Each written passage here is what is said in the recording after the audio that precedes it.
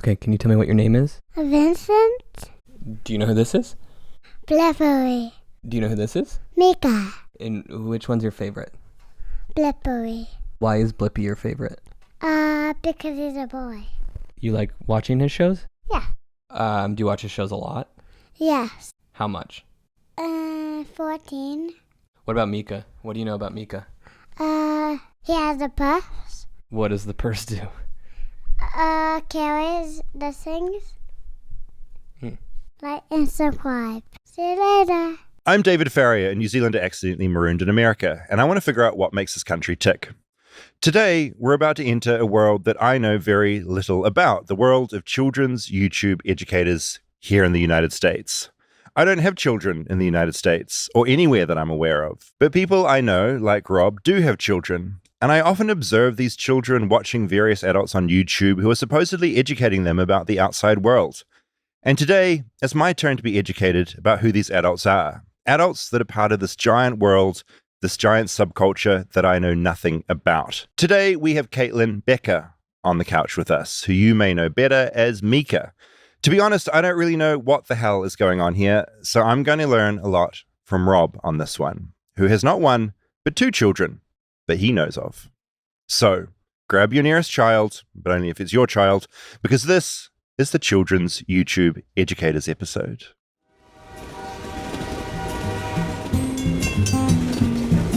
Flightless, flightless, flightless bird touchdown in America. I'm a flightless bird touchdown in America. Rob, that was probably, no offense to Rosabella Hayden, the cutest intro to this podcast that we've ever seen. He's got a good voice.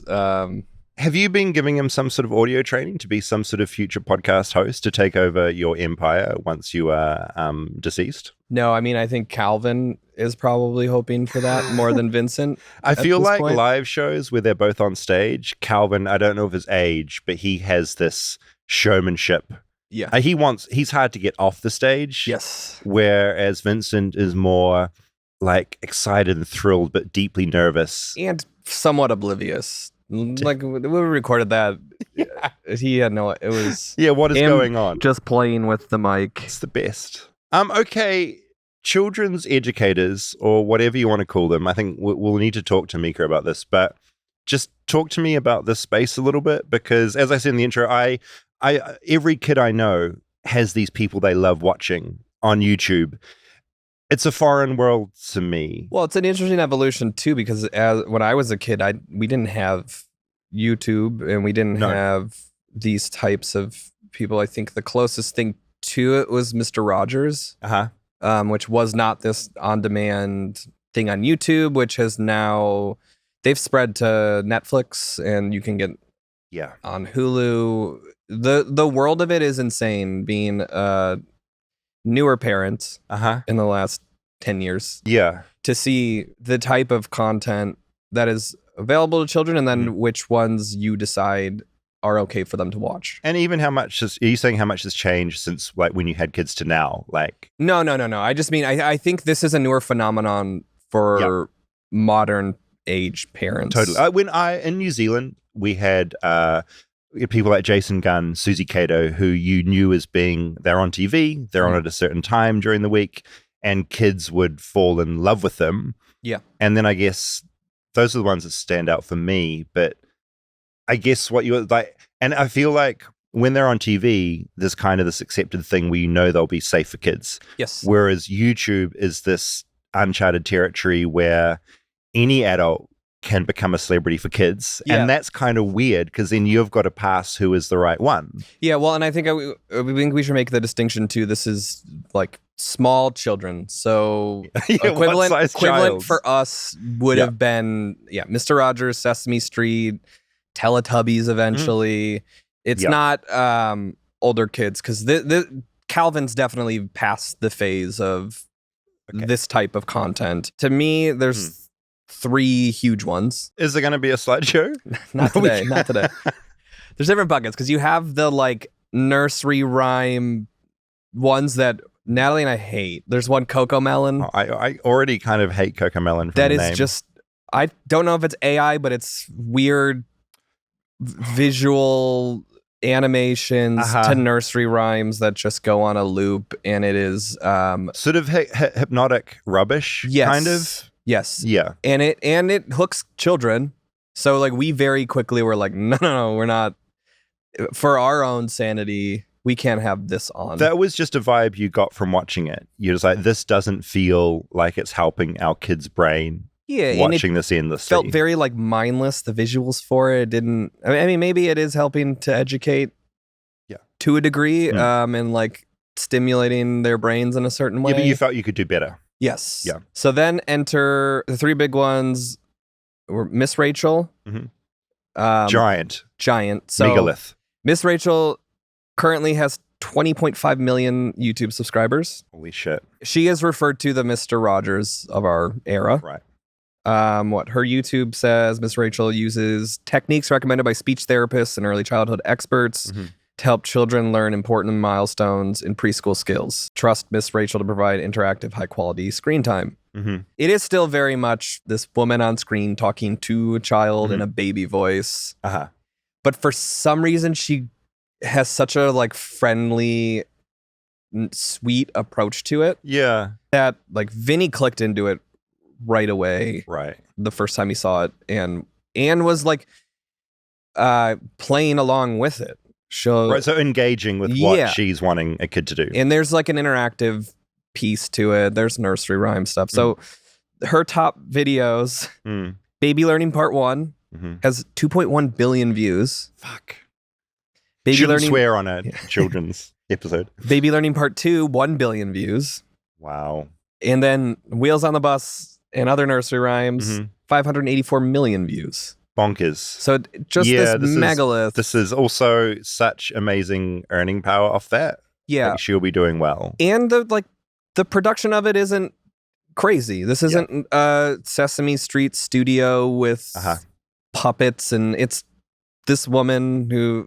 It's her in a room talking through the screen. Yeah, I mean, and there's some animated elements and graphics and stuff incorporated into it. But it's... How did you come to her? Was it other parents talking about it, or did it randomly pop up in your kid's YouTube algorithm? Do you remember? Well, we pretty specifically don't let them just surf YouTube. That was a secret test to see if you were doing that. So no, we didn't. There wasn't just an algorithm that Calvin was on as a little kid. Because as a deviation, one thing I have noticed, if you do just let kids click along, YouTube will, even kids' YouTube, there's a chance it will take them to some really, you sort of enter this realm of AI slop, which gets either just nothing, just like brain mush, or occasionally brings in these really unsettling elements that definitely shouldn't be for kids. Yeah, there was. So, like YouTube, I know the one thing I know, not having kids, I've got nieces and observing other friends' kids, like never let the algorithm just do its thing. Yeah, because it'll guarantee it'll take you to a really messed up place. It gets weird. Yeah, I do remember at one point their videos were popping up, and it was just a man unboxing toys and playing with them. Oh, I mean, that's crack for kids. That unboxing stuff is cooked because it was fine. It's harmless. It wasn't inappropriate. No, it's not. It was it's also harmless, like, why are you watching this? This isn't helping you. No, I mean, unboxing is a whole other thing where it's like crack for children and some adults. They do adult unboxing. Well, let me be specific though. It wasn't like unboxing. It was. I mean, it was, but it was a kid's version of it where it was less about unboxing and more than about playing with the toys. But it was tied to a specific product. Completely. That was like, go buy this train set. Yeah. And here is the world that is being built it's like with teaching kids to be consumers from day dot, essentially. Okay. All right. So then other than Miss Rachel, you have Blippi. Do you know about Blippi? Look, I know the name Blippi. It has connotations that I feel like is kind of crazy. I feel like Blippi and Teletubbies in my brain are a similar place where it's just a zany world I don't understand. So Blippi has 27.3 million subscribers, which I don't know. Miss Rachel's subscriber count, which we can get into in a little bit, may have taken a hit for how outspoken she was. Oh, I don't doubt it will have. In my mind, Miss Rachel was the like top of She was it. this. But she was also geared towards smaller kids, I feel, and Blippi's kind of moving up in age range. So Wait, do we like Blippi or we don't like Blippi? What's the vibe? Blippi is more annoying than Ms Rachel, I will say. Yeah, okay. Because it's hard because it's a grown man acting like a kid. Am I right in thinking he had personas before Mr. Blippi? Yeah. Some of them were a bit weird? Or am I getting confused with someone else? I think is right. We should look into that for the second half of this conversation. But he also, though, has more of an engineering brain. It's not quite Mark Rober, but he clearly comes from a engineering and he's educational background. He's making things. So okay, with the kids. Blippi described, come explore the wondrous world with everybody's best friend Blippi. How does a recycling truck work? What does a baker do? What is the best playground around? There are so many exciting things to explore and learn. Feed your kids' curiosity while they learn about vehicles, animals, the natural world, and so much more. So Vinny really got into Blippi because he would do construction vehicles. That's where Vinny had knew what a backhoe loader was and an excavator. He knew his vehicles because of Blippi going to a construction site and acting like a kid, going around asking about construction vehicles. This acting like a kid thing sounds deeply annoying to watch as an adult.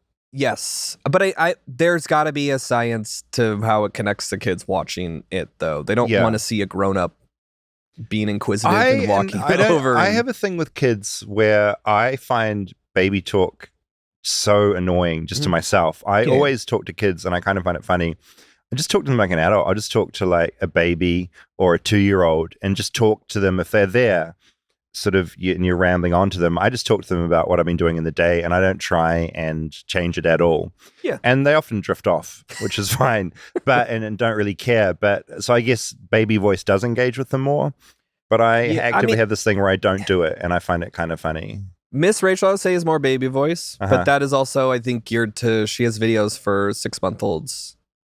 Blippi is more high energy.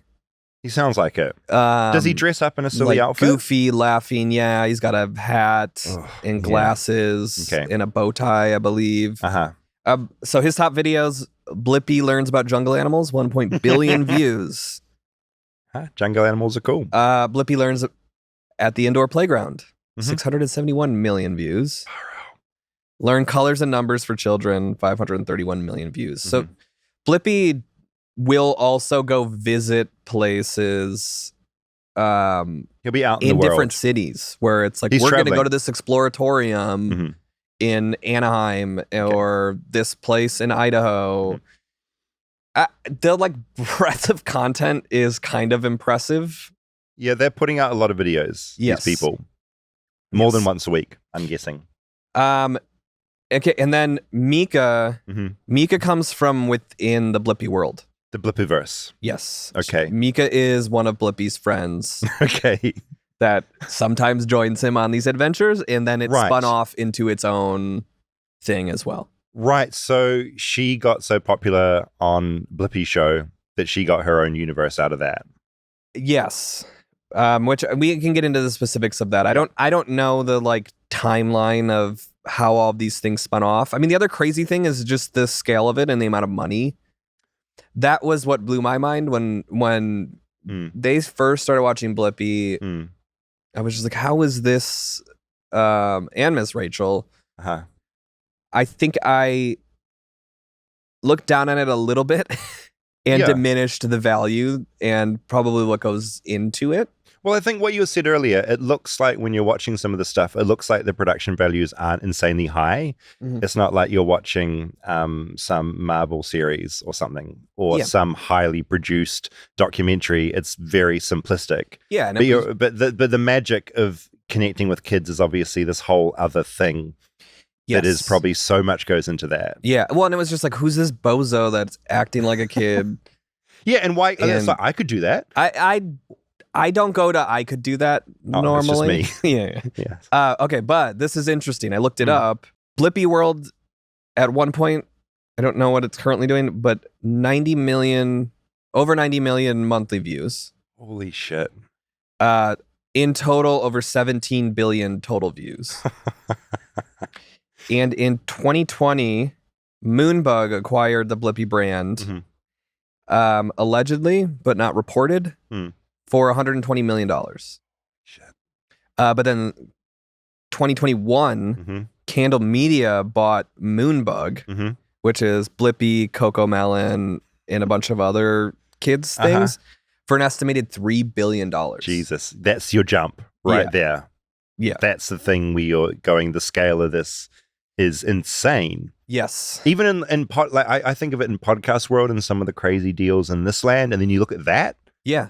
Holy it's unbelievable. shit. And they're just like a new crop of children every year that are being indoctrinated and completely and can consume this content. 'Cause, a lot of these videos that have the crazy views are from like 3-4 years ago too. It's not just here's a new video getting a ton. It's the longevity of like these are fundamental educational learning blocks. It's evergreen. It's not like those old episodes suddenly become disposable. You can use them at any point. Yeah. And there's the other thing where, and maybe this is something I'm kind of curious to talk to her about, is the fact that you have these perfect, like it's interesting from a consumer point of view because the audience, children, they can't purchase anything. They're useless. Yeah. So obviously they're making this ad revenue, but then you've got the parent there and all the parent wants to do, from what I've observed, is like the kid is the most important thing in their life. Like they will put every bit of resource they possibly can into it, whether it's working 10 jobs or if you've got disposable income, you will buy whatever will make your kid smarter or happier or whatever. And so you've got those parents there hovering, and they're the consumers that you can drag in. And I imagine there's like a bunch of products in there that just work their way into that universe. Yeah. Holy I mean, shit. that's what's fascinating me most about this whole thing and why I thought we should do an episode on this, was one, the mechanics behind all of this. And I'm interested in just the intentionality and just learning how the sausage is made completely behind it. And then, And I also think she's in this interesting position where she's come into this world that's already big and observed that, and then within that gotten massive herself in this world. So she's got this really unique perspective. As a character too, which is not that different than acting as a character outside of children's world. But for some reason, this feels a little more unique. Do you know if imagine if she comes in and she's in character? It's like I years ago I interviewed Slipknot. And I was like, are these guys, are they going to be in character? Are they going to be in like the scary masks or no masks? I feel it's a similar thing. It's like, are we going to get the real person? Or imagine if it was an hour of baby voice. We're going to get the real person. Okay, good. Kaitlin no longer performs as Meekah. Okay, so we're safe. Yes. Okay, good. I'm excited to talk to her. Vinny's first day of preschool, he was very nervous, and she was kind enough to make a video in character for him, just telling him how proud she was that he's going into preschool. And I love this. Yeah. I mean, that's amazing. So she's also a good person. Yes, very good. All right, let's get into it. Here we go. Can you maybe introduce yourself too? Who, Might me? be helpful. Yeah. Hello, I'm Kaitlin Becker. How do you know Rob? Because he was saying before that I think Vincent was a bit scared of something. You sent through a video to sort of get rid of his fear. I think maybe when I started following you or something, we messaged each other and he was like, my son loves you. And I was like, oh my God, I love your podcast. We're just like, yay, we love it. And then That's so nice. I was like, let me make a video for your son. And then, what was going on? He was just starting preschool. That's right. And he loves you. Yeah. He was like such a big fan. Yeah. So I made a video one day when I was on set. And then, we've just like been connected since. And he was like, come talk on the show. I love a good internet friendship. It's like the one good thing about the internet still is you can meet people that you would never meet otherwise. I And there's, agree. like, really, people talk about the negative side of the internet so much, but I think there's this really great side of being able to connect with people that would never happen without this kind of thing. Totally. I have a lot of Instagram friends who I have not met in real life yet, but they're like real good friends. Yeah, that's and cool. it's wild. It's like, I don't know, kind of the modern day like pen pal maybe. Yeah, I find the same thing. I don't have that with any other medium except Instagram. Mhm. And sometimes I think if this goes away, like Which is I'll miss sad, so 'cause many of My that. friends. It will. It will. It will, I mean, 10 years inevitably. ago it was Facebook. Uh-huh. Yeah. It evolves and disappears. Completely. MySpace. Yeah. Miss it every day. MySpace. Bebo? I don't know that. Oh Bebo. my God. What Bebo? is that? Maybe that was a New Zealand thing. I feel like you're like, what the hell? Bebo was after MySpace. Sounds like a character. Yeah, it was. I don't know what the difference was between that and MySpace, but it was a thing in New Zealand, and I love Bebo so much. Did you also get to rank your friends? Absolutely. Absolutely. What That's a we should weird still- thing. Top 10. Yeah. It was Cooked, right? yeah. And then how you would just kind of rotate. Like, you know what? Actually, you're down to number 7. You Yeah. can't be my number 1 anymore. I wish they'd archived the MySpace pages of that time Me because I too. want to look at what I was doing there because it would have been psychotic. Oh, I'm sure I was so dramatic in whatever I was posting. I am sure of it. We have you in here I want to learn about the world of, what do we even call it? Like child's sort of YouTube entertainment education, Children's media. children's media. You could say for all things included.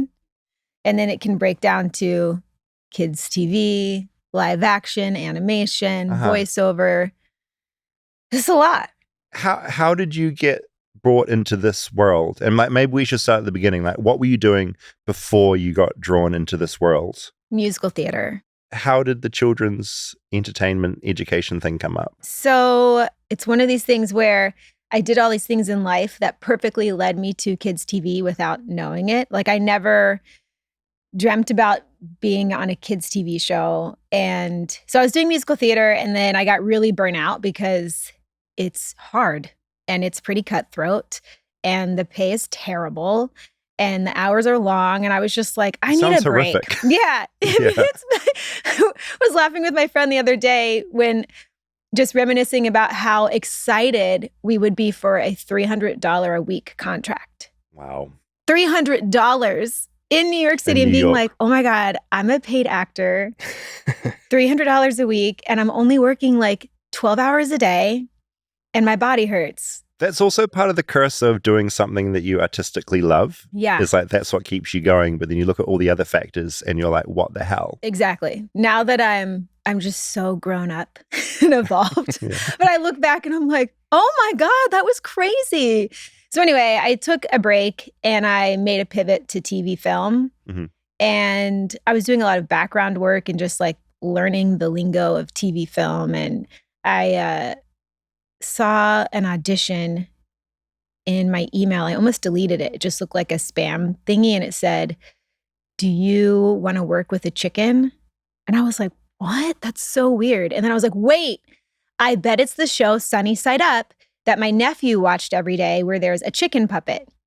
So it's like, I bet it's Sunny Side Up. So I open the email and I look at the, what they were looking for. And it was me. It was like theater experience, musical, childhood development experience. And I'm like, wait, I did work at a preschool for 5 years as an assistant teacher and thought nothing of it. I loved it. But I was like, wait, I have that improv experience. I was on an improv team. Like it was so many things. It was very specific. You're surreal to read. Yeah. And I'm like, yes, Grew yes, up in yes. New yes, York. Yeah. Yeah. I'm like, what the hell? So then I sent in a video and ended up booking the job. And the job was incredible. Wait, what was the video that you sent in? What did you have to self-tape to send in? Yeah. So I had to sing the Sunny Side Up birthday song. Uh-huh. And I had like a teddy bear next to me as the puppet. And I had to sing that song. And then I had to do some kind of like intro. The show was kind of like the Today Show for preschoolers. And so we would like talk about the weather and what's going on in the news and stuff. So for the audition, I think I had to pick one segment to like riff off of and do the birthday song. Cool. And I was nannying a little girl at the time. Again, like I'm just around kids all the time. Yeah, and perfect. and I showed her the video and I'm like, do you like this? Are you entertained? Your Are you little, smiling? one-person focus group. Yeah. And then I was like, she likes it. So I sent it in and then I got the job. And I was a on-air host for the Sunny Side Up show from 2013 to 2017 is when the show ended, and was a writer, wrote all of my own music, was a segment producer. It was, That's I full wore on. 100 hats and it was crazy. But now I'm like, that was the best job ever. We filmed out of 30 Rock in New York. We were on the same floor as the Tonight Show. Get And out. we would share guests sometimes. Like there would be, this could be wrong, but it was like an NBC press package and you could pick and choose. So a celebrity could come and, be on the Tonight Show or host SNL. And then it's like, do you also want to be on the Sunny Side Up show? And if they had kids in their lives and they knew what it was, they were like, yeah, That's awesome. put me on the kids show. And so they would come on and Are there any guests that particularly stand out of being Hell sort of like surreal as like being in Yes. front of you? yes, number one, Julie Andrews. Ah, amazing. I had like cotton mouth. Holy shit. Yeah, I was like, Yeah. I couldn't be a person at all. And she introduced herself to me and she's like took my hand and was like, hi, I'm Julie. Like, no shit. And she's like, thank you so much for having me on your show. And I was like, no, thank you. My shit, not hot. Oh my God. It was wild. And I got to ask her for a spoonful of sugar. She said, any sugar? And I said, just a teaspoon. And she said, that's all you need, and winked. And I was like, I'm dead. I'm dead. And the producer's like, okay, we will cut. You cannot say I'm dead. But I was just like, oh my God, like she winked at me. Stay tuned for more Flightless Bird. We'll be right back after a word from our sponsors. Support for Flightless Bird comes from Quince. Now, August, where we are right now, it's the perfect time to hit reset before the autumn rush begins. And honestly, I can't think of a better place to start than my closet. That's why I love shopping at Quince. It's all about fewer, better pieces. Their clothes are made with premium materials, they're built to last, and they're designed to become the ones you reach for day after day after day. They also specialize in everyday staples that work harder, like their ultra soft organic cotton tees. I love those, I've got a bunch of them, and their premium Mongolian cashmere sweaters. They're versatile, timeless, and transition seamlessly from casual workday to a dinner out with your friends. Also, everything at Quince is priced 50 to 80% less than similar brands. They work directly with ethical factories to cut out the middlemen, so you're paying for high quality, not brand markup. At the moment, this week, things are pretty toasty where I am, so I'm wearing so many of their soft organic cotton tees. They're really good. They sit really comfortably on you. They look really good. You know how some tees, you put them on, you're like, oh, that doesn't look good. Not the case with Quince. The fits are so good. And also, just remember, go to their website because it's not just clothing. They've become my go-to for everything from hotel quality bedding to bath essentials, premium cookware, and travel must-haves. They've got a lot more stuff other than clothes. It's all good. So, upgrade your everyday. Download the Quince app for app-exclusive offers or go to quince.com/bird. Get free shipping on your order and 365-day returns. Now available in Canada and the UK too. That's QUINCE.com/bird. Support for Flightless Bird comes from Pesty. Now, I don't know whether you've had this experience, you probably have, where you've ordered a contractor in to do something, and it just ends up being so much more annoying than you ever anticipated, figuring out when they're going to arrive, and then the actual job they do, you're kind of watching them going, I kind of think I could have done that. And when it comes to pest control, this is where Pesty comes in, because I've been using this stuff, and good God, I wish I'd known about it earlier. I live in Los Angeles. It's particularly hot at the moment, and this is probably TMI, but when it gets really hot, cockroaches just emerge. I don't know where they're coming from. They're the really big guys, so it's not like my house is infested with them, but they make their way inside. They terrify me at about 3 a.m. in the morning if I need to get up and go for a wee. Again, TMI. Pesty has solved this problem. It's gotten rid of my cockroach issue. It's caught them. They're dead. They're not coming back. Thank you, Pesty. Because cockroaches, look, I just can't deal with them. I'm sorry. I can deal with a lot of pests in the house. cockroaches are not it, but Pesty is going to get rid of whatever you want to get rid of. You can get started with Pesty at just $35 per treatment, and it comes with a customized plan based on your location, your bugs, your climate, where you are. You might not have my roach problem, but you might have pests of your own. Pesty gets rid of over 100 types of bugs, from spiders to ants to roaches and scorpions. It's also kid and pet friendly. The pesticides they ship are fully registered and have been used in hospitals and schools all across the country. It also offers a 100% bug-free guaranteed or your money back. So essentially, if your bugs don't go away, you get a full refund. So there's no risk in there. The kit that you get, it includes a sprayer, a mixing bag, pesticide gloves, and instructions. It's really easy to follow. I'm really bad at this stuff. Pesty makes it really easy. So, what are you waiting for? Fix your bug problem before it gets worse. Go to pesty.com/bird for an extra 10% off your first order today. That's pestie.com/bird for an extra 10% off. I also love that she sounds just like a really good level person that came in and made you feel comfy. Oh my gosh. I just wanted to like curl up in her lap and be like, tell me a story. Yeah, she was so sweet. So that's number one. I feel that sets the scene of that whole time where you're just having these incredible experiences. Yeah. You're working your butt off, but it's also so fulfilling. Yeah. We had Michelle Obama on. Oh my God. Like what? Yeah, she that's cool. smelled great. I was like, what is in your hair? Like, I just like, wow. She was so also very chill, made everyone really comfortable. And you felt at home in this. You were like, this is something that I really love doing. Yeah, it was like, this is not that hard, meaning it's comes naturally to me. Like, this is comfy. Where I moved to New York wanting to struggle and feel like shit. Like, I'm like, I want to be a struggling artist and I'm going to be in these hole-in-the-wall theaters and just do like really dramatic, life-changing things. And just, it has to be hard. That's the fucked up thing about New York, I find, is that people being exhausted and struggling is seen as a win somehow. Yeah, it's really up. unusual. Mm-hmm. Wait, so when you're presenting on a show like that for kids, how does that affect your performance? Because were you starting to be a character, a version of yourself? Yeah. Like, what is that mindset like? Because I was just thinking before, imagine if Flightless Bird was for children. Like, what would I be doing differently? Like, what would I be doing? Because I sort of picture people listening to this, and I sort of picture, I guess, people like me, maybe. But imagine if I'm going out to kids, I just don't know where I would begin. It's not that different. I think that's where the kid shows that don't work, or people live action, like other hosts, when you talk to a kid like they are dumb, you know, it's, or you put on some voice like you do to like a little dog. If you're like, hi, and like most kids are like, okay. But when you just talk to a kid like a fellow human, and they're smart and like lead with empathy.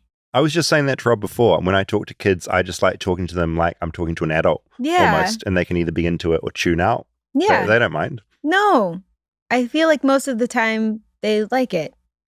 So yeah, but I was a version of myself on that show. I was Kaitlin. I wasn't like playing a character. And then that show wrapped up after what, about 5 years? Mm-hmm. What then? 2017. And at the time I was taking voiceover lessons and classes because I knew I wanted to get pregnant. And I'm like, what can I do while pregnant? Yeah. And still be performing or whatever. And I've always wanted to do voiceover. And so I was taking all kinds of classes, like voiceover for animation and voiceover for audiobooks and blah, blah, blah. And then I got a private coach when the show ended, and I was super pregnant, and I was taking improv class, also super pregnant. I was just like, everything's fine. I can do everything, even though I'm pregnant, even though it was terrible. Why did I do that? We don't know. But New York and yeah, you're so right.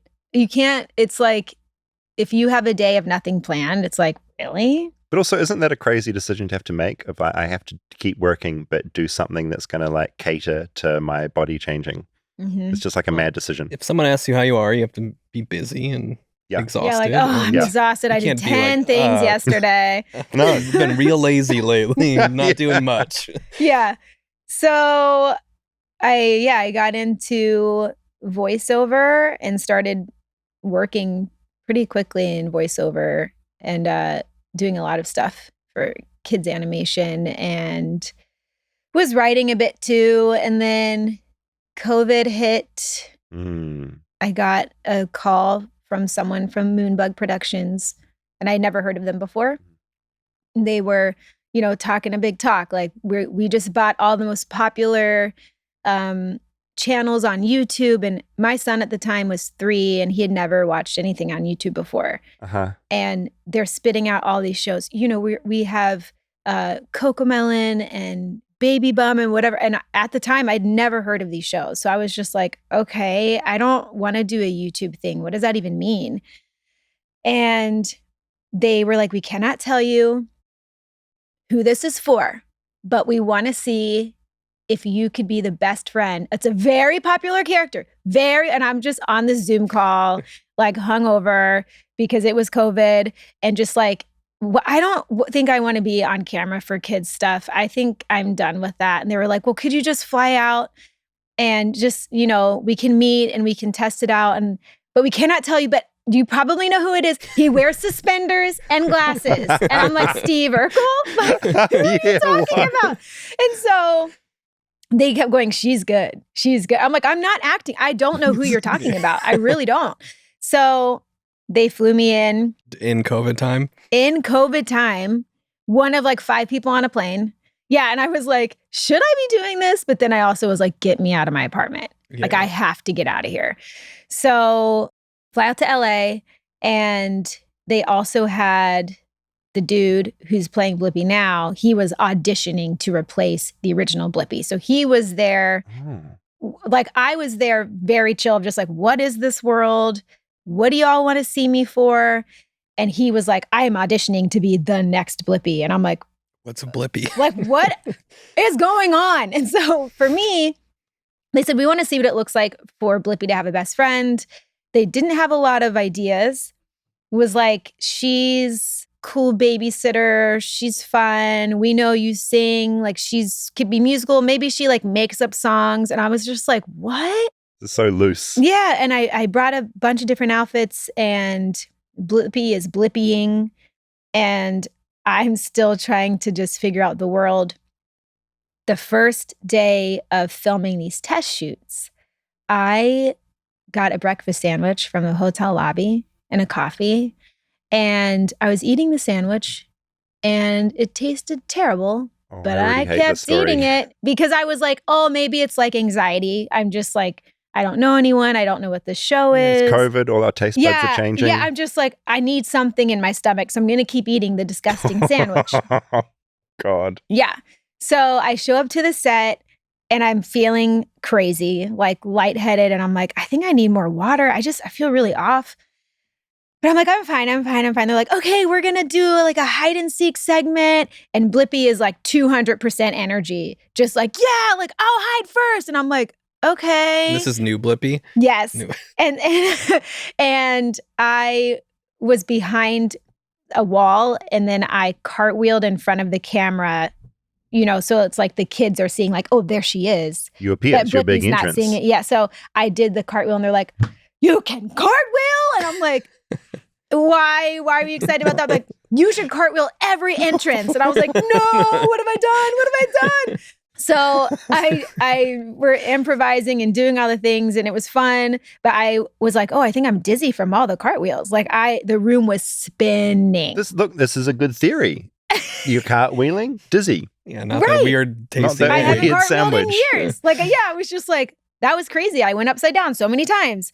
So then we're like, we're going to get in the car and go to this person's house. We're filming in their backyard. She's a really cool backyard. I'm like, okay, I get in the car and I'm literally like, no.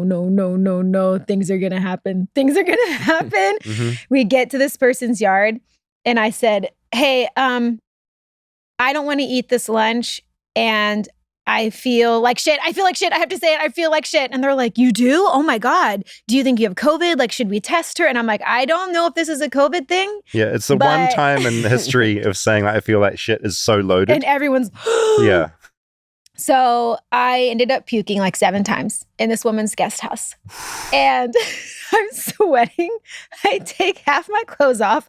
I'm laying on this woman's bed, rubbing my own stomach, my sweaty stomach. The producer knocks like, Kaitlin. And I was like, you don't want to come in here. He like cracks the door open and he goes, we know that we want you. Like, you don't have to do anything else. We just wanted to make sure you weren't crazy. Like, this is not an audition. Like this, don't worry. Yeah, we want to make sure you're sick and you haven't just gone and stripped off and are freaking out in this woman's house. I'm like shaking because everything came out of my body. And I kept saying, let me sing for you.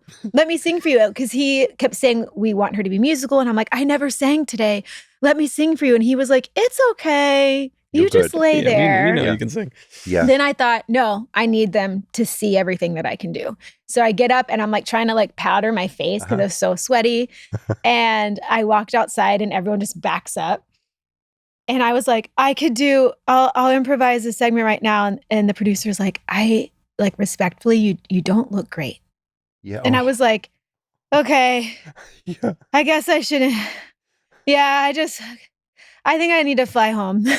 Finally, you take the pedal off. Yes, like what's wrong with me? Yeah. And then they were like, you wanted to show them. You wanted to show them that you could sing. And they were trusting me, but I was like, you don't really know what I can do. This is a big risk. And they're like, no, you're fine. So just maximum food poisoning hitting in the worst possible way at the worst possible time. It was awful. Holy shit. What do you think was wrong in the sandwich?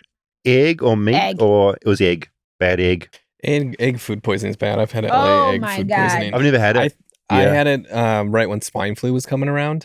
And I thought I had swine flu. Yeah, holy shit. I've never, ever been that bad. It was awful. So wait, so flying back, were you still thinking I fucked up and I didn't get the gig? Or did you feel confident I was like, that you were good? Maybe this is a red flag that I should not be working on this show. Sign. Like I really was like, that was wild. That's never happened before. But the 2 producers that I was working with were so lovely and so nice. And I was like, I would love to work for them again. Like they were so great. But I was like, I don't even really know what this is. Is this like a YouTube gig? And I don't know. So I didn't really think too much about it. And then I didn't hear from them for months. Bad sign. I was just like, they're probably not going to go forward with whatever. And then my friend was like, are you doing Blippi's Treehouse? Because your picture like pops up like it was in like a pitch meeting or something. And I was like, what? You're on a billboard. What's Blippi's Treehouse? Yeah. Like it's going to be like a premium live action show, not YouTube, a series. And I'm like, I've never heard of Blippi's Treehouse. And she's like, I'm pretty sure they want you to be in it. Said, interesting. So I emailed the producer that I'd like really connected with. Was like, hey, long time no see. I'm hearing whisperings of Blippi's Treehouse. And the email bounces back.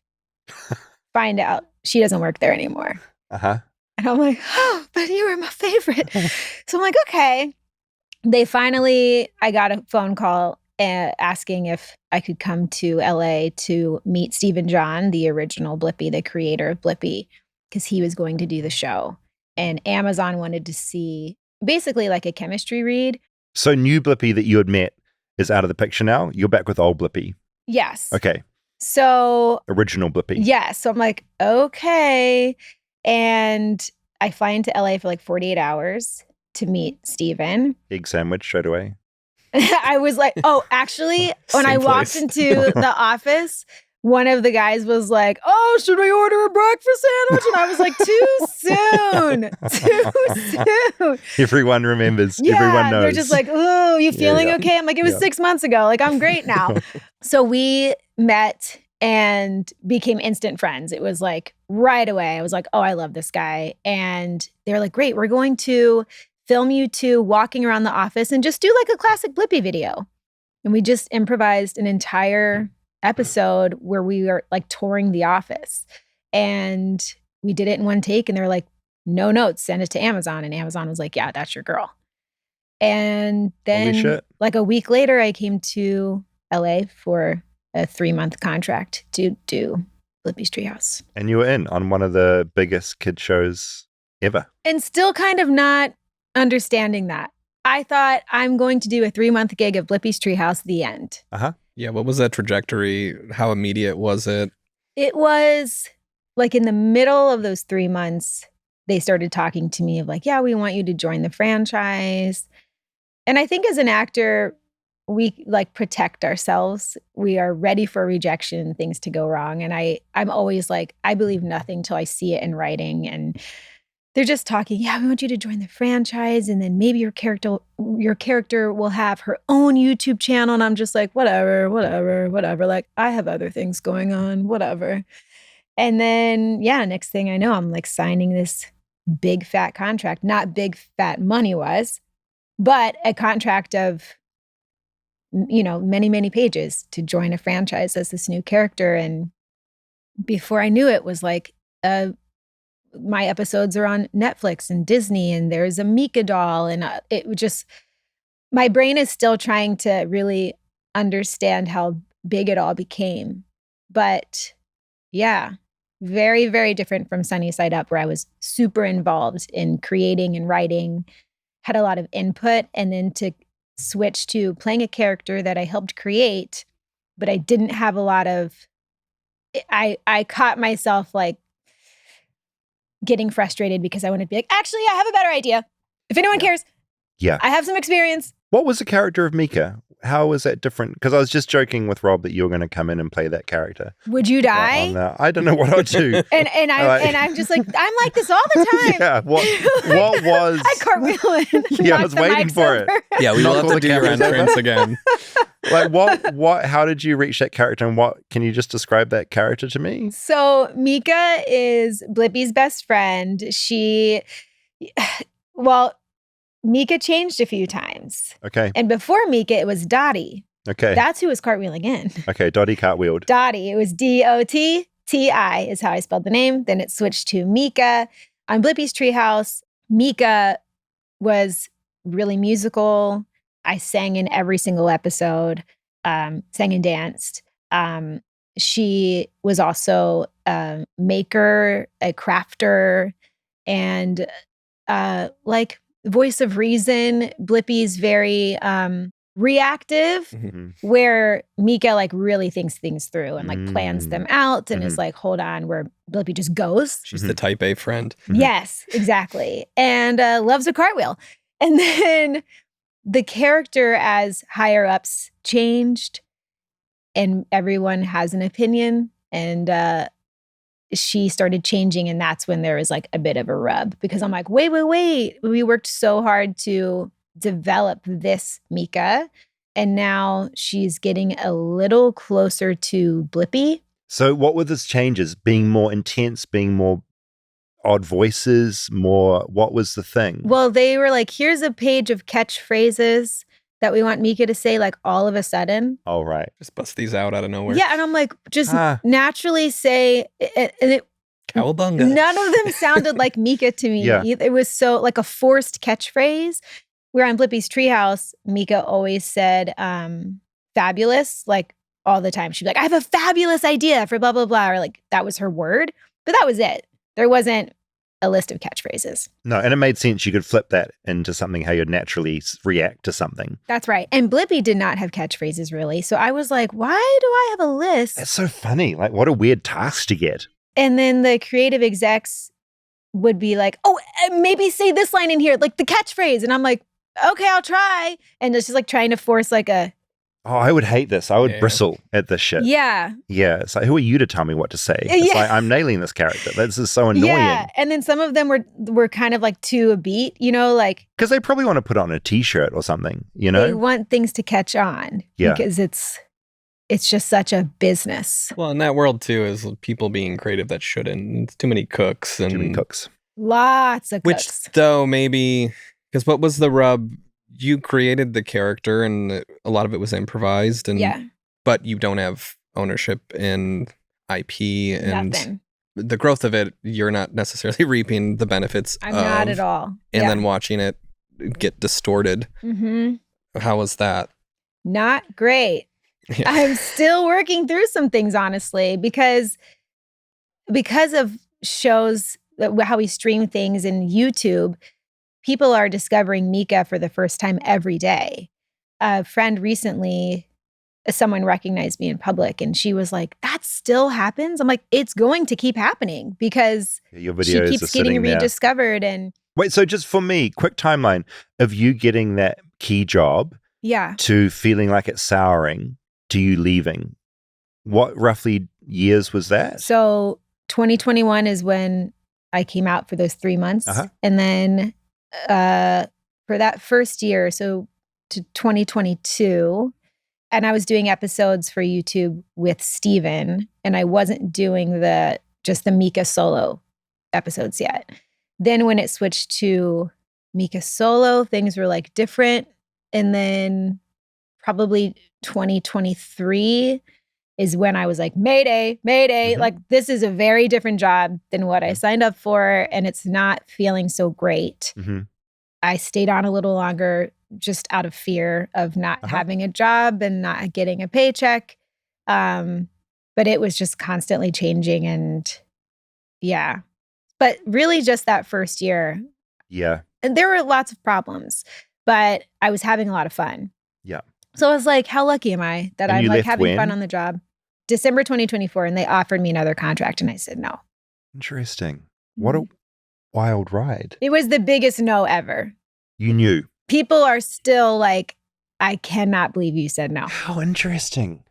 Because, yeah, that's such an amazing thing, like an incredible turn down because you're this big thing, but creatively, it's driving you mad. Yeah. You're like, I can't it keep was doing this. This precious thing that you helped build that probably Yeah. meant a lot to you, and to see it crushed or morphed into something different.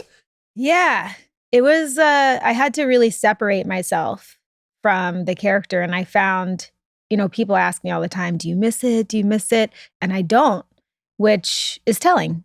Yeah. Year one, I would have been surprised if someone said in a few years, you're not going to miss this, because I'm like, I'm having so much fun. I can't believe I get to do this. Yeah. And like film all the time. Like, I just felt very lucky, to be an actor in these like shitty times and have jobs. And yeah, so I don't miss being that character. I also do turn it on all the time because I do run into families pretty regularly that are like, are you Meekah? So I will dip into the character a lot. And I'm on Cameo, not as Meekah, as Kaitlin, but Yeah.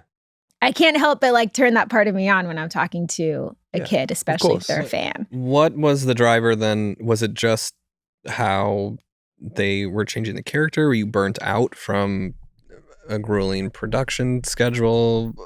There were a lot of things. There was a lot of miscommunications. There was a lot of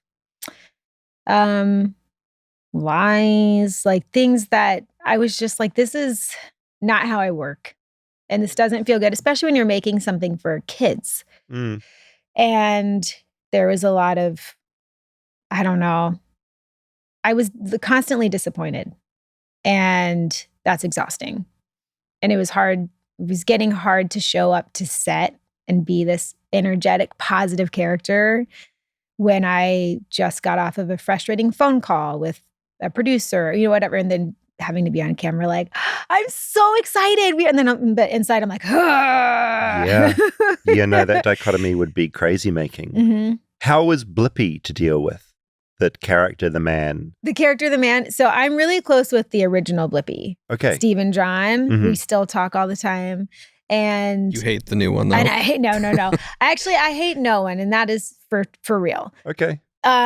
They're very different Blippies, in my opinion. Some people don't think so, but they're different people. So it's different energies.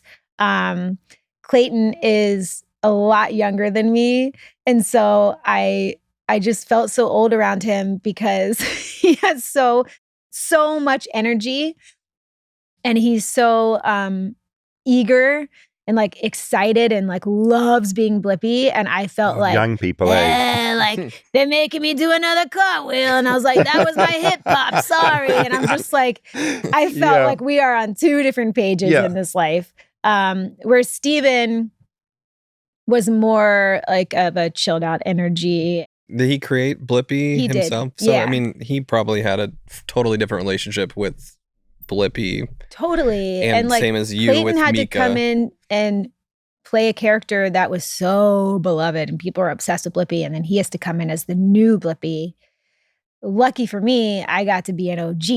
Now there's another Meekah. Oh, there's another Meekah now. Yeah. It's Oh, this crazy. is a They're just trip. like swapping Wait, out.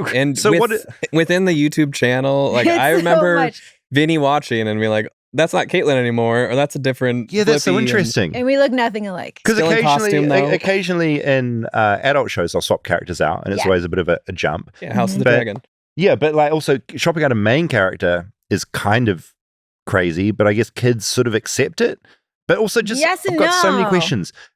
Old original Blippi, Steven, Yeah. he's not on screen anymore. No. He's retired. He's just pulling the strings, As Blippi. He racking has it in, not even. Like he sold the brand out. to Moonbug. got a payday, out of there. Mm-hmm. Okay, and Yeah, new so he's doing you, other have you things. met new you? New Meekah? Yes. And actually, That's weird. people don't realize that I met her not even a year into me being Meekah. Like they Oh. brought her in pretty fast, Uh-huh. but some people are still finding out like, what? There's a new Meekah. And I'm like, y'all, it's been happening. She be here. Did you have and- to train her? No, but I did offer to help and support. I was like, this is a weird situation, but it would be easier to be kind and open and go with it than. And so I offered my information to her. Here's my number. I Mhm. told Moonbug I'm happy to support, and also because I'm precious about the character. I want her to be successful and, Carry on the Yeah. legacy of Meekah. so I'm like, I'm here to help. I really am. I'm here to help and support, but no one wanted any of that. So I said, okay, Mm-hmm. got it. Message received.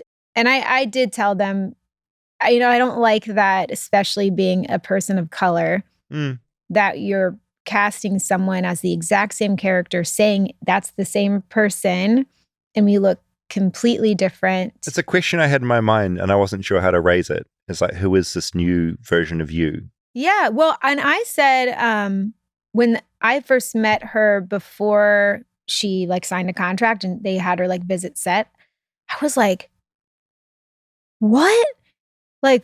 5 inches shorter than me, different skin tone, very, very different. And I was like, how do they think this is okay? This is feeling a little racist. Yeah. And are we expecting families to just think that all Black girls look the same? I was like, this is, my body was reacting, not egg sandwich way. I get it. In a vomiting immediately, Yeah. projectile. No, but it felt. I was it like, felt this wrong. is, yeah. I get it. And I felt they weren't being very sensitive about it. It just happened very fast and everything there moves very quickly. I improvise and I'm always making up silly songs and things, whatever. I don't think about it. It just comes out. And they loved that about Meekah, which it is me. It's That's a very specific skill.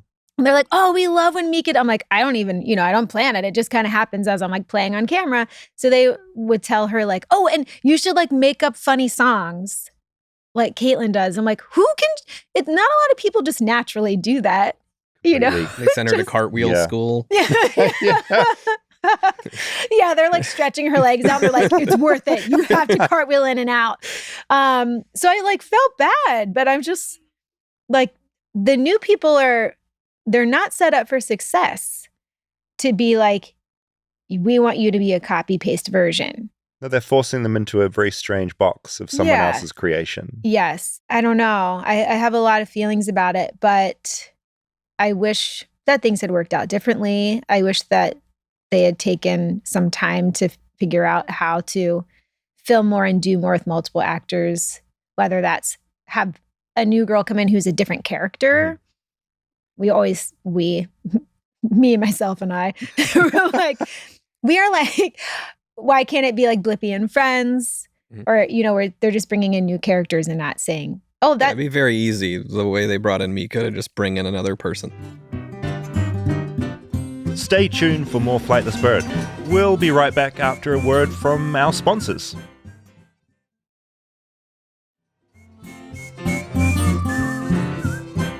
when when I tell you, like, strangers come up to me, I have so many drunk moms that will come up to me at a bar and they'll be like, it's weird with the new Meekah. It's weird, right? And I'm like, I mean, you know, life is crazy. Like, what? Just The conversations you must have, and that's not going to stop. That'll go on because this stuff is evergreen and it's always Yeah. going to be, and as you say, people are going to discover it for the first time. yeah. That's still a part of your life. Yes, very much so. Yeah. I mean, I think you're remaining relatively calm in a very weird situation. Like, you could be this bitter, twisted person. You feel very, I mean, maybe you're hiding it. You seem like very calm and chill and I'm a very not odd hiding thing. it. But I do feel, I mean, my lawyer, when they offered me the contract, because I was just like, no, thank you. And he's like, just for fun, what would you say? He's like, they're not going to, but just for funsies, what if they said, we will give you $1 million to stay? And I said, I would say, no, thank you. And he was like, understood. Cool. He I got was it. just very like, sure. I'm like, it is time. And it was the shock of a lifetime to everyone. How long ago was this? 2 years? Okay. A year and a half? Which also, given the financials of it, too, $1 million wouldn't have been crazy for them to offer you, knowing It that wouldn't. they It wouldn't. what $3 billion was what it was allegedly acquired for. I don't think it was in the billions, but definitely the millions and millions. And I was working my ass off outside of Meekah to pay my rent and like my bills, which most people would assume that like you're this star of this kid's TV show. I had so many friends when like merchandise started to come out and they're like, oh my God, you're doing it. You're so successful. And I'm like, wait, what? Send me a link to that toy. I've never seen that before. Like, Okay. I'm not. Yeah, you entered this business machine Yeah. that was using you and your likeness and this character. You Netflix. It's like people are like, oh my God, you're on Netflix. Like, congrats on the Netflix deal. I'm like, I didn't sign a Netflix deal. Yeah. I had nothing to do with that. Yeah, so as this is getting bigger, it's not like your paycheck is increasing Not with at all all. this stuff and merchandise. You're not you're not bringing in millions and millions of dollars. Yeah. Now and again, I think like you've stayed incredibly sane with all of that around you because that's just bonkers to see. Yeah.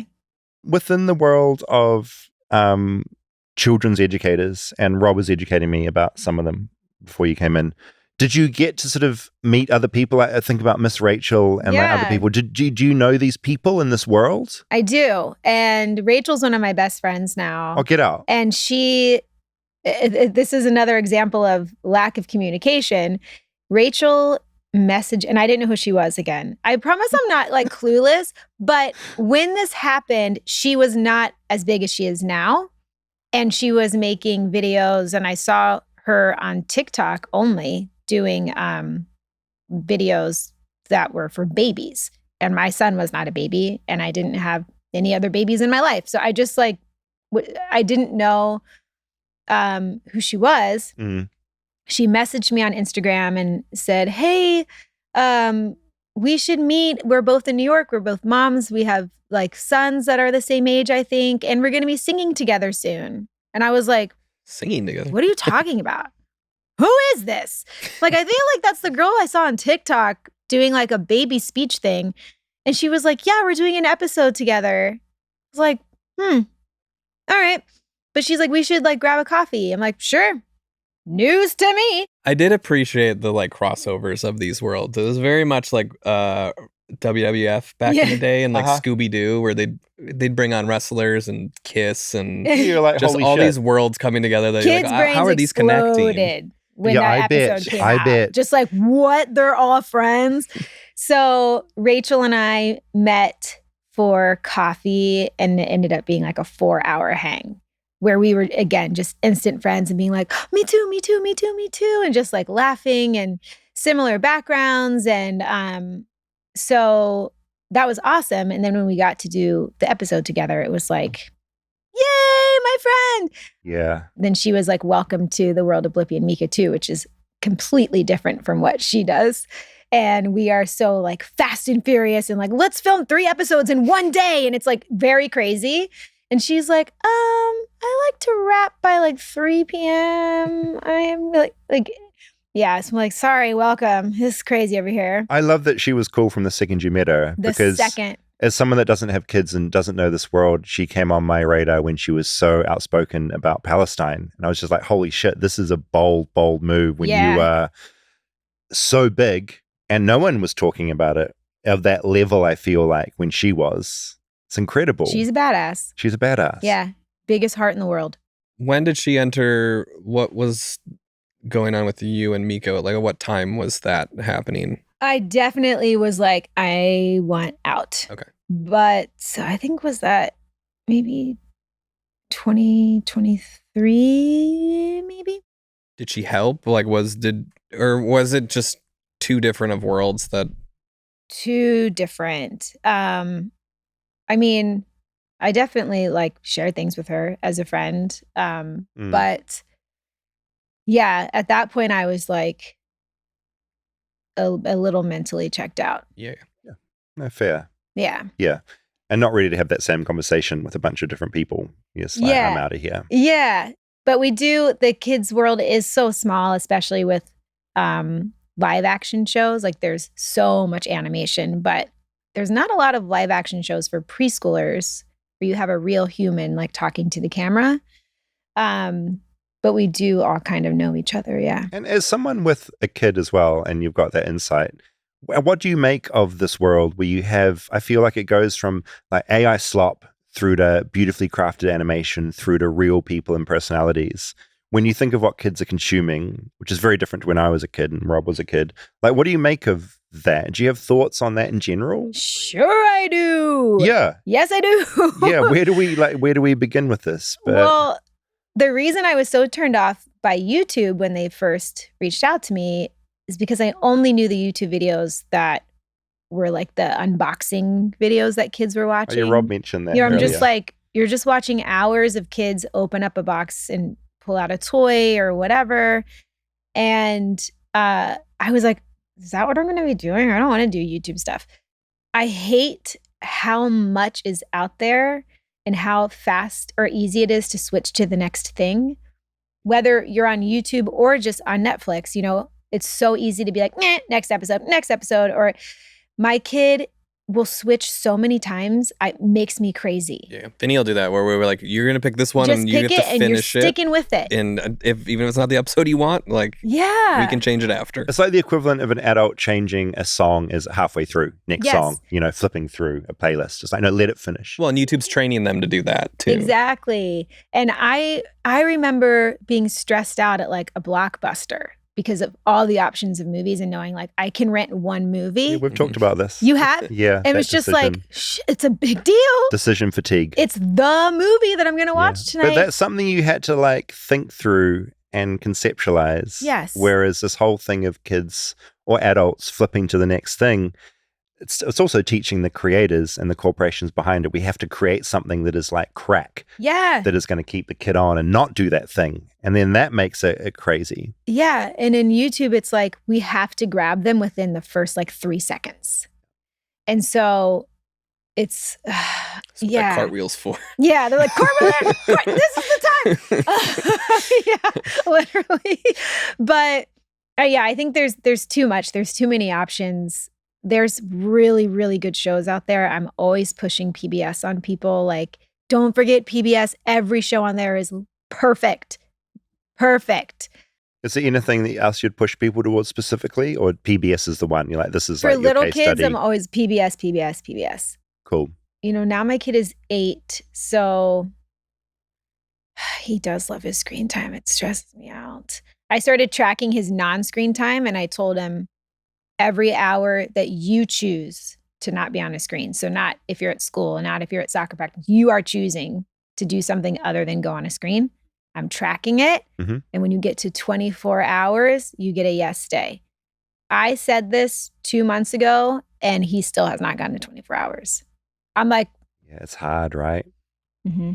I can't imagine growing up in that world. And I'm still there's so much, I think someone that has no kids, I think there's too much panic about screens, and I think it's gone too far the other way. My wife and I have had this conversation too. If you just fully cut them off from the technology, they're going to be left behind, and Right. everyone that can use an iPad really well, technologically, they're going to be inept. And they're getting good stuff through that sometimes. Like Yeah. there's good stuff to be learned Yeah. from there. So it's like this balancing act. My kid likes to FaceTime his friends, like on his iPad, which I'm like, oh, so cute. But then it's always going to turn into like, wait, go to YouTube. I want to show you this YouTube video. Wait, let's go to YouTube together. I'm like, Yeah.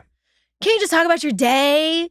Can't you just, isn't there something crazy that happened in school today you can discuss? But yeah, I'm with you of like, you don't want them to be behind. I also want my son to be in the know. You know, it's just part of the conversation when kids are like talking about a funny video or something. Well, it's just forming habits that are healthy or not, and realizing when the little one is getting upset because he doesn't have his iPad, that he can watch something. I find it so terrifying when I see people taking an iPad off a kid and they just flip out, or a video game. It's kind of an amazing thing to see. Yeah. It's like, holy, I mean, that doesn't feel right. No, It's, I am. you know. I am proud that I have never. The rule for Everett having a screen like at someone else's house or at a restaurant. I'm very strict at a restaurant. There's no screens at a restaurant. Yes, that's us And too. he's fine with that. Unless, here's the only time I'll bend the rule, is if I am meeting a friend of mine and I like, sorry, you have to come with me.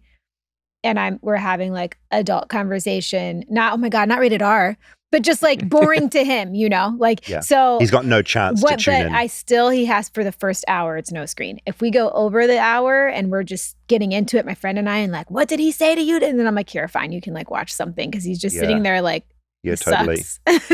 I just feel like every generation has that panic, right? Like I feel like when I was growing up, it's like TV is bad. You know, no TV. TV's this big Don't evil be thing. too close to the TV. And now it's, a screen thing. So whatever new technology is coming out, I feel like parents are also blaming that on them not being able to jump in and do the right parenting thing. Yeah. You know?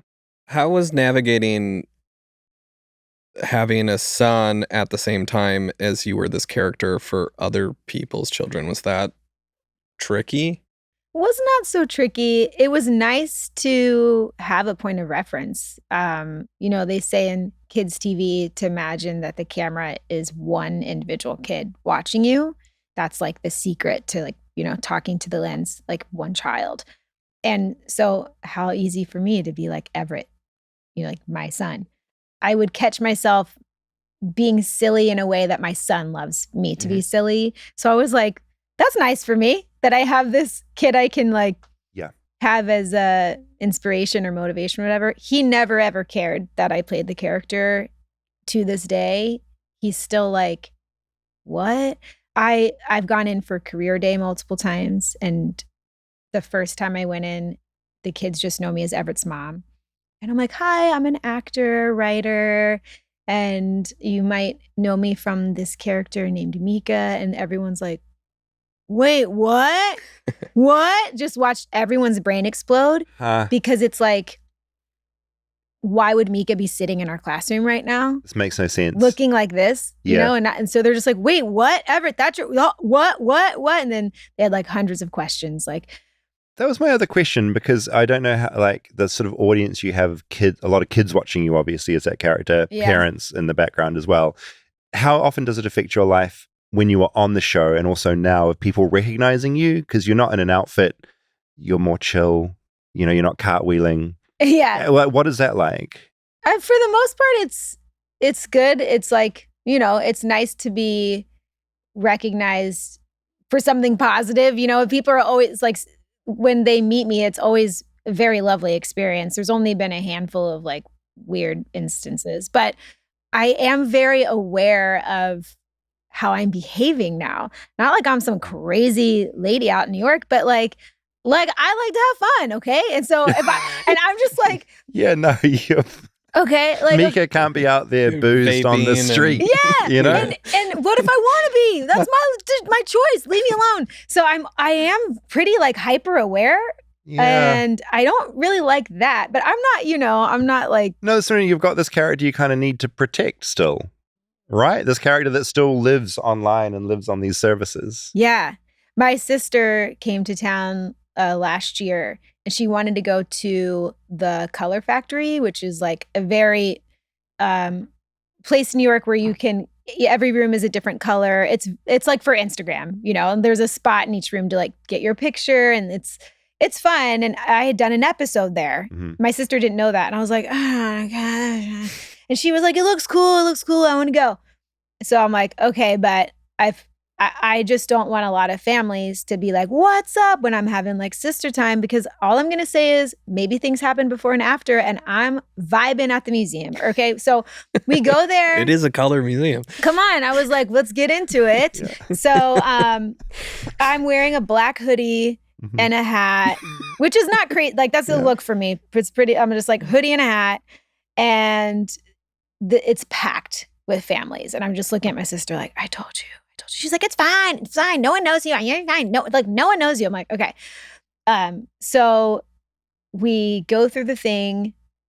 The very end of the experience, there's a massive ball pit, which is very Blippi brand. Like there's so many episodes of ball pits. And I'm like, no, I forgot. No, I cannot be in a ball pit. It's too, like, Meekah's in a ball pit.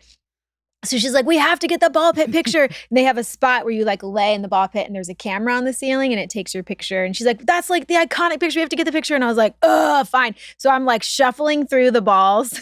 Cartwheeling. Can't help it. And I see, and I notice this mom and dad, they're just laser focused on me. No. And I was like, oh no. I mean, I'm in a ball pit. I think they've spotted me. Yeah. Yeah. Yeah. And I hear the mom say to her kid, go play with Meekah. Oh. And I looked at my sister like, fuck you. Go play with Meekah. I told you. And here comes this kid. I warned you. 2 kids, they're running through the ball pit. And Meekah, they get balls and they are chucking them at me. And so this is where I want to be like, don't fucking throw a ball at me.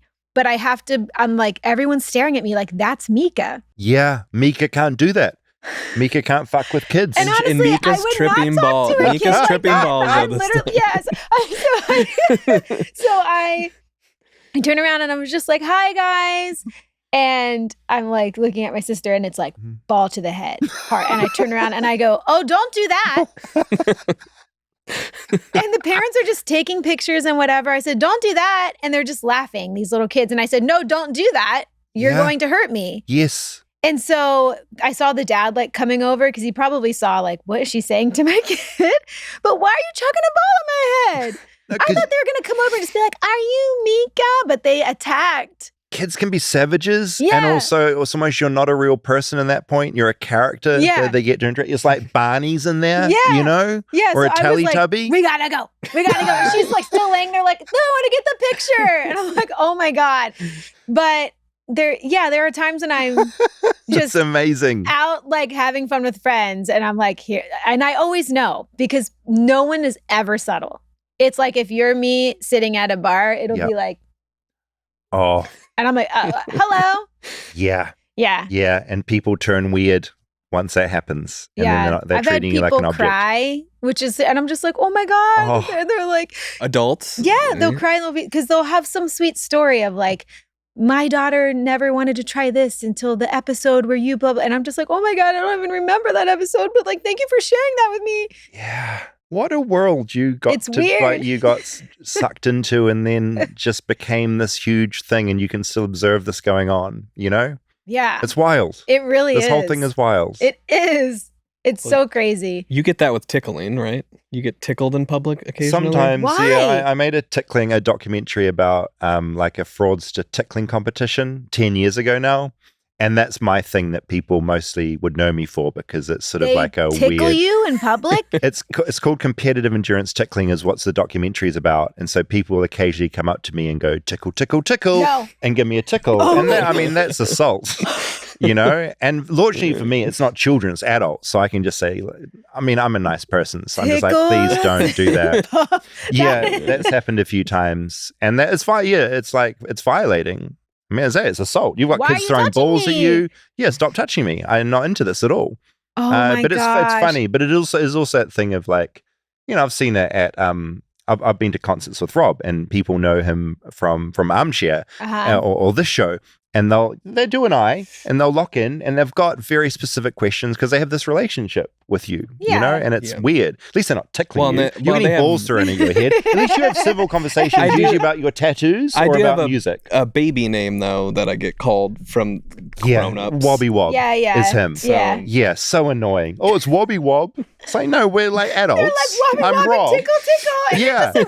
No, we're all kind of like children, infantized or something. It's like really weird. Wobby Wob, tickle, tickle.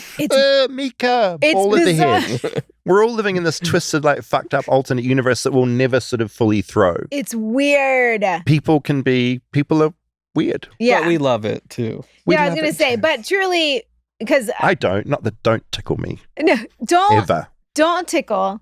But yeah, I always tell people, like, you can always come up and say hi. And it's done with love. Yeah. Like, it's so nice that it's a positive response. Can't complain about that. Yeah. Balls to the head, annoying. But kids, we let them get away with stuff, don't we? My gosh. You know? Yeah. If it was adults throwing balls at your head in a I'd be like, security! bullpen, get them the hell out of there. Oh my God. Is there anything you want to say? I feel like Vincent might be watching this. Is there anything you want to say to camera, just to Vincent, just to be like checking in? Yes. Vincent, hi. I can't believe you're 4. You're a big kid now. Big kid status, bro. And it's okay that Blippi's your favorite because he is a boy. I totally get it. And we're still really good friends. I loved her. She's amazing. And what I just think it's a really interesting existence she has, where she's so connected with this character she made. She's no longer playing the character, and she still has people, I guess there obviously are, because it's a huge thing coming up to her.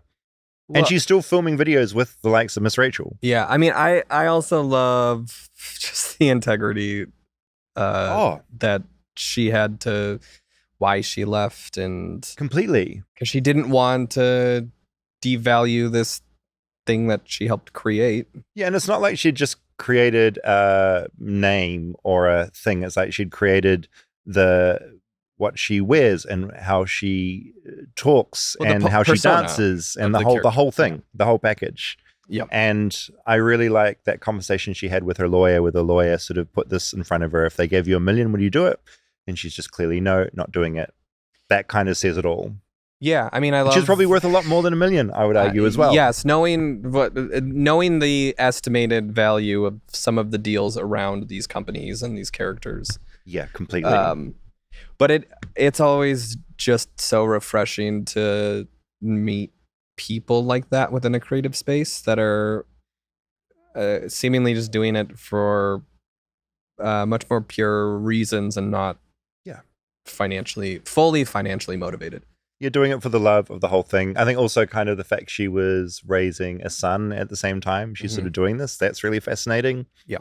And also just I really love that story about being in the bull pit and just having to deal with some incredibly insufferable children and not being able to, you just got to be nice. You've always got to be nice because you come from this beautiful persona that still exists online and people are still discovering and will be discovering for the next 20 years. It's kind of a mad situation to be in. I mean, it's also just because she's a good person. I like kids throwing a ball at me. I'm not going to curse them out. Kid threw a ball at my head in a ball pit.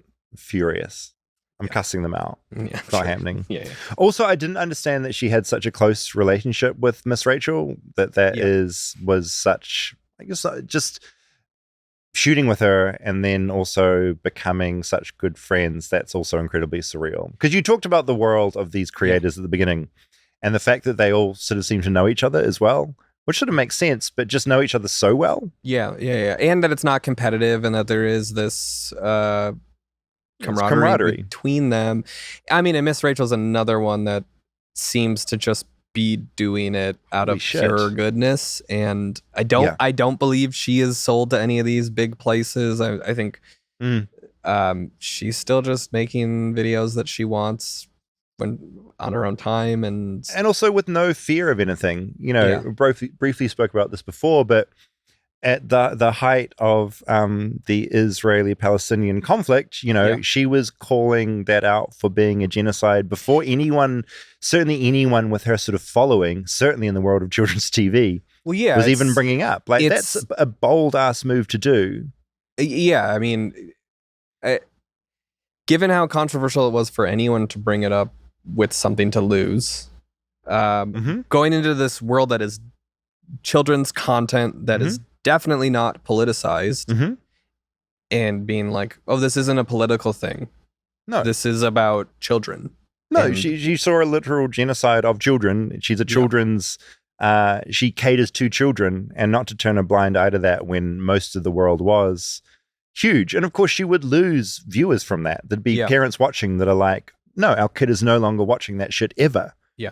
Did it anyway. I looked into her advocacy work there. So she began speaking out in May 2024, participated in a Save the Children fundraiser that was for kids in conflict zones, and immediately got backlash for doing it. Just for that. Yeah.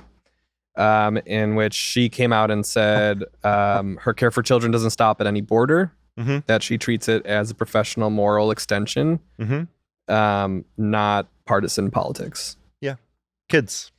And then she has since become an ambassador for the Palestine Children's Relief Fund, helped connect and publicize the story of a little girl named Rahaf, 3-year-old who lost both legs in a bombing, and then was evacuated to the U.S. I remember seeing videos of Ms. Rachel with this little girl. That's how she came across my radar, was for the advocacy work. And also it's kind of mad to think that people are coming up to her for daring to speak on behalf of kids who are losing their legs. Yeah. What? And come again? Why are we arguing about this? And she said she'd risk her career over and over for this advocacy.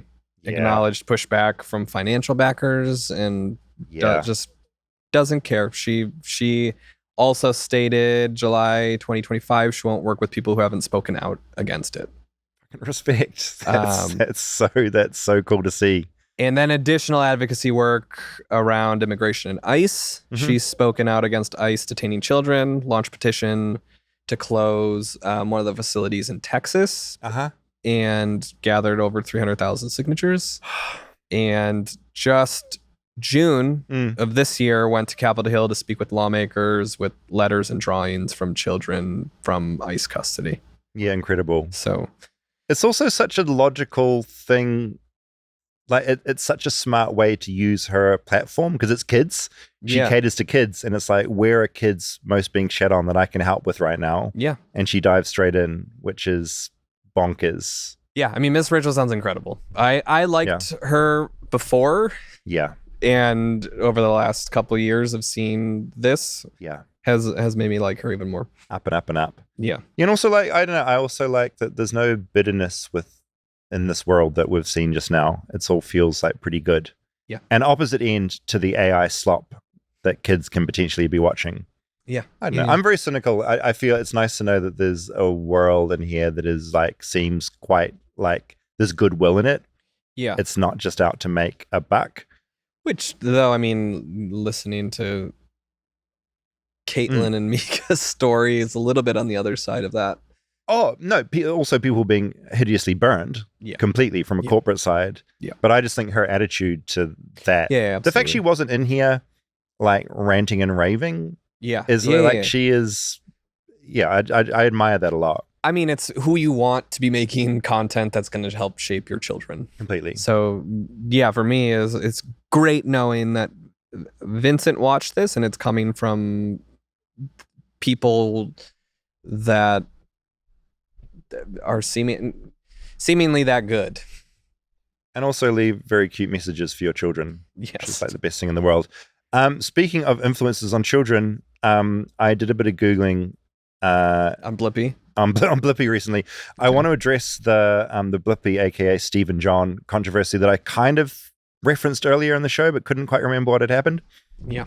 So there was we'll get comments about it. So let's. Yeah, there was some controversy. It was in 2013. So before John was Blippi, he had a different persona called Steezy Grossman, which is you see we're going Great there. name. Great name.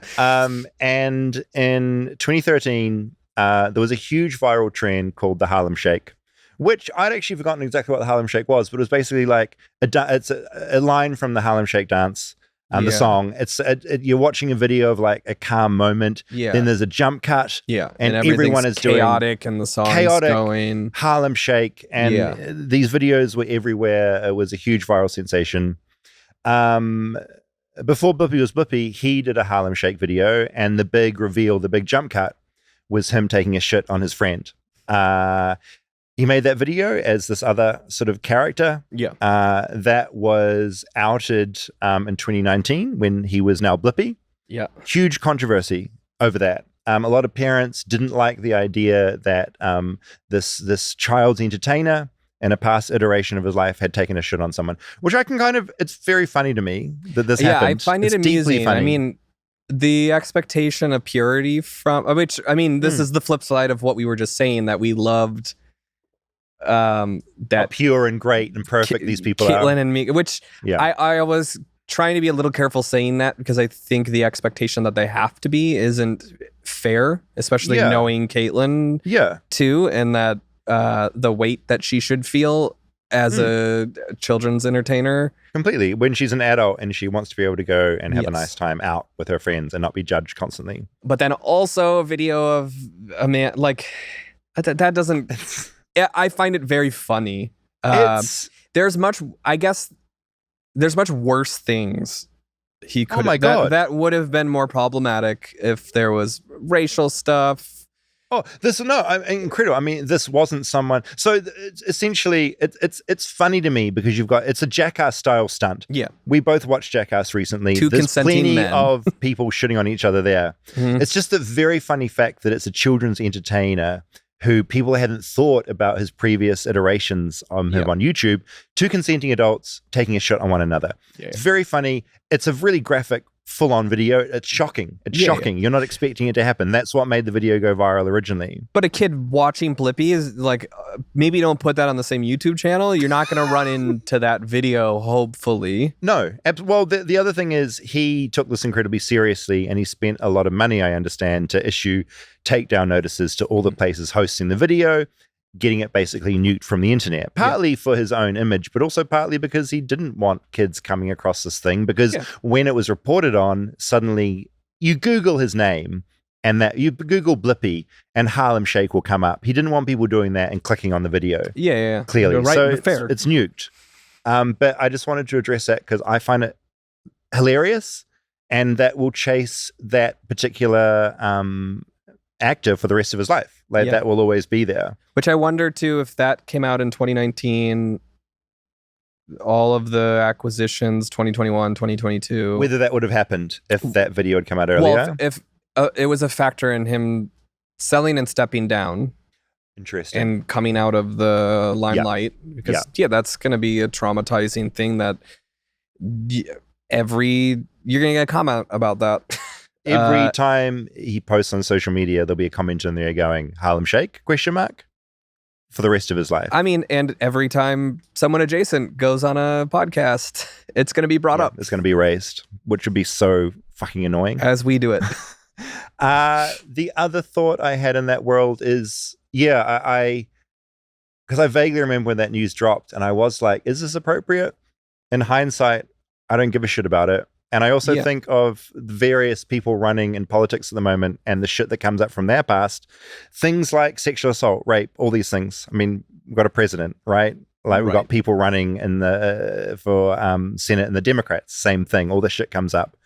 If two grown men want to do a Jackass style stunt, I could care less shits. The people we have in political power here. That their morals are more guiding to our country. It's very funny what people get outraged with and what jumps and who they decide to hold these standards. Completely for. Loved her. Feel slightly more educated about the world of children's online education, which is just a world I don't understand. I feel coming out of it less cynical than I did going in. Me too. Nice. I also feel very grateful that I'm seemingly exiting that world a bit too. Vinny's Yeah. getting older and Yeah. no longer needs Yeah. those types of videos. Yeah, as a parent, you're kind of trapped in this weird limbo zone, right, for a while, Yeah. of like having to deal with these forms of entertainment that are deeply strange to engage with as an adult, Yeah. like the unboxing videos. Yeah, but I will say, like, there was a lot worse content. Like, there was a lot worse content that Calvin and him could have been consuming at that age. Yeah. And I was appreciative of this. Seems educational. They seem to be learning. They seem to be engaging in this. And it wasn't this weird hypnotism of here's slop that I'm just the colors and the music and this is I'm in a trance watching this. Yeah, completely. Like there's nothing my heart warms a bit every time I see Vinny watching something and he is interacting when it is like a math problem on the screen or making colors and I see him engaged and excitedly yelling green and that's fucking cool. Yeah. I don't want to take this to a dark place. I always tend to do this with things, but it also makes, just as far as kids being on YouTube and looking at things, I wrote a story probably 10 years ago now. I guess I just want to say, watch your kids on YouTube and don't let them create shit as well. I did an article about a series, like how, you know, that challenge craze, get challenged to do this. Ice bucket challenge is a great example. It's still a thing, the whole challenge phenomenon, but I came across a part of YouTube where you basically had adults who were pitching challenges, but to kids, but just to get content for their own their own sort of various sexual desires, essentially. Ooh. And I looked into an area which was basically adults who were getting kids to do the Lego challenge, for instance, and that was getting kids to walk barefoot across Lego pieces because the gag is, you step on Lego, it hurts, right? So there was this challenge that went viral a long time ago now. Yeah, but kids are like, there's a bunch of kids on YouTube that were creating these challenge videos. I'm going to walk across my Lego collection. Submissions to the challenge so a kid request. does it, they submit it. I came across a bunch of adults who had playlists that were basically comping all of these kid videos into one place. In a video that might seem innocent, which is a kid walking barefoot across Lego, when you see that in a playlist that an adult's made of 200 of the same thing that is used as fetish content, that's super terrible. dark. Yeah, that's awful. My point is, and I don't mean to bring this down, but think what your kids are watching, especially if they're clicking on the next video, and don't fucking let your kids make shit for YouTube unsupervised and take part in even stuff that seems super innocent, like a challenge video. Because I just always think there's always, whatever you post online, I'm ranting and raving, you post your kid online, like someone can use that in a way you don't expect as well. Be careful on the internet is what I'm saying. Should we do some feedback? Let's do some feedback. Didn't mean to take it dark. You cut off your soapbox. I'm off my soapbox. We have a little bit of feedback. I mean, we've got a lot of feedback. Too much feedback at the moment. flightlessbirdchat@gmail.com. Adrian wrote in, just listened to the New York trash episode, and I need to correct a huge oversight. And I knew about this going in because I'd seen a plaque on the bridge and got lectured about it at the time. Completely forgot straight away. John Roebling did not, I repeat, did not engineer the Brooklyn Bridge. He began the Brooklyn Bridge, but he died before the majority of the design happened. Washington Roebling, his son, took over as chief engineer, but developed decompression sickness, which is directly related to construction of the bridge. From what I understand, it's similar to the bends, and changing atmospheric pressures from going deep underwater and breathing through compressed air goes very badly when you come up too quickly. He was bedridden. At this point, and this is a key point in this email, his wife, Emily Warren Roebling, stepped in to quietly take over the project so that no one would know that Washington wasn't heading up the project. She spent 14 years teaching herself the mathematics, structural engineering, and cable construction needed, and is, in very real terms, the actual chief engineer behind the Brooklyn Bridge. That's fucking cool. Yeah. And they have a plaque on the bridge that has her name on it. That's awesome. Yeah. You Google in Brooklyn Bridge, you get her husband's name. The idea of also having to go underwater to build the pill, it sounds terrifying. I still don't. That's mostly what I took out of that was how scary that sounds. Freaking terrifying. Yeah. Also, just for her to take over when, like, your husband's fucked, like, your son is messed up, he's bedridden. But she wants to finish this project. 14 years teaching herself all that shit and largely ignored, including on our podcast the other day. Well, that was not about the bridge. It's true. It was about a woman. It was about New York trash. It was about trash. That then pivoted to locks on a bridge. I was surprised more people weren't upset about the locks being cut off. I thought there'd be more people going, this is love. You're disrupting love. But people were largely behind her. I'm behind her. Don't put a lock on a bridge. Jenny says, I'm going to get a lock and with your name on it. Yeah, put it on. Put it on the bridge when I'm there next week. I am a waste consultant in Portland, and I really enjoyed the New York trash episode. There's so much that I could get into about American municipal waste systems, but I will just leave the following comments.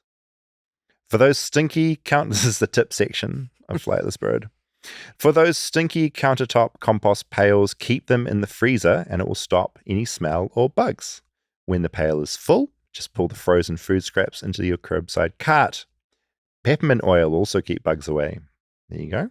In regards to your conversation on does anything get recycled, you may be interested to know that both California and New York have recently passed extended producer responsibility laws to help improve the sad state of our recycling systems.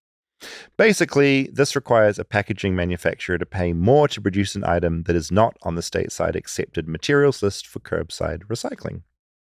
Those fees are meant to then cover the cost of increasing and improving recycling infrastructure in that state.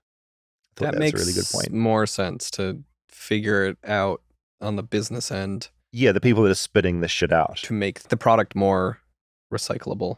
I really like that. Then to put it fully on the consumer. Completely. And that's the thing, like, people are fucking stressed at the moment. Like, it's thinking about this stuff, like recycling at the end of your day is like, what the fuck am I doing? I mean, but also you should still recycle. You should still recycle. And compost. We are not an anti-recycling podcast. I'd like to make that very clear.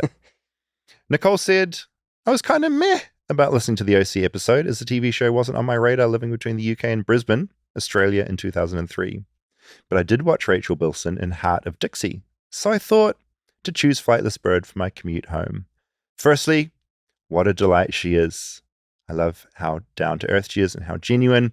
She seems to have genuine affection for Rob, and you could feel it through the gentle teasing they give each other. I got home and thought, I'll give the OC a go. Hooked. It's so good. I'm glad we introduced you to the OC, Nicole. Welcome. Welcome to the OC. I'm going to end this episode on an episode suggestion. Just so I think it's kind of like left field, and I find it quite funny. And I like birds. Jessica says, the ivory woodpecker, she put a space between wood and pecker, so I said it like that. I say woodpecker. Yeah. The ivory bill woodpecker could fall into two categories for a show. It's very American, with it being the largest woodpecker in North America, and it inspired the iconic cartoon Woody the Woodpecker. It also falls into conspiracy theories or folklore, as the bird is considered extinct. But many of us believe it is not extinct. This is the area of cryptozoology, which I'm very excited by. Cryptozoology, obviously Bigfoot, things that we've never seen before. Wait, so just this species of woodpecker? Or just all woodpeckers? No, not woodpeckers. Because I've seen a shit ton of woodpeckers around. No, just the ivory bill woodpecker. So cryptozoology, it's about things that we've never known before, or things that we thought were extinct that actually aren't. This is where the ivory bill woodpecker comes in. Many of us believe it is not extinct, with some believing that it be sightings of it in 2023, but it's debated because the ivory bill looks very similar to the pileated woodpecker, which is what we probably see around the place. I'm no expert, just someone who believes it's still there. So look, keep an eye out for a flightless bird on the ivory bill woodpecker. And if you see an ivory bill woodpecker, email us flightlessbirdchat@gmail.com. Yeah, take some pictures, maybe take some pictures. Record yourself observing it. Yes, we want to see the behavior. We want to hear the bird song to prove that it is the ivory bill and not the common woodpecker. We're also on Patreon. We have a bonus episode out this week, as always. A lot of discussion going on there. That is patreon.com/flightlessbird. And if you want to listen or watch us with less ads, you can do that on Spotify or no ads on Patreon. Yes. Pick your poison. Pick your poison. And go and watch some children's TV, but make sure it's a good shit, not Good the stuff. AI stuff. Yeah, no unboxing. No unboxing. Don't let your little kid learn to be a consumer later, not when they're like 2 years old. No, this is for you to consume, not with your children. Oh, yeah, just on, yeah. Go watch some original Meekah. I'm going to watch some original Meekah. Okay. See you next week. See you next week.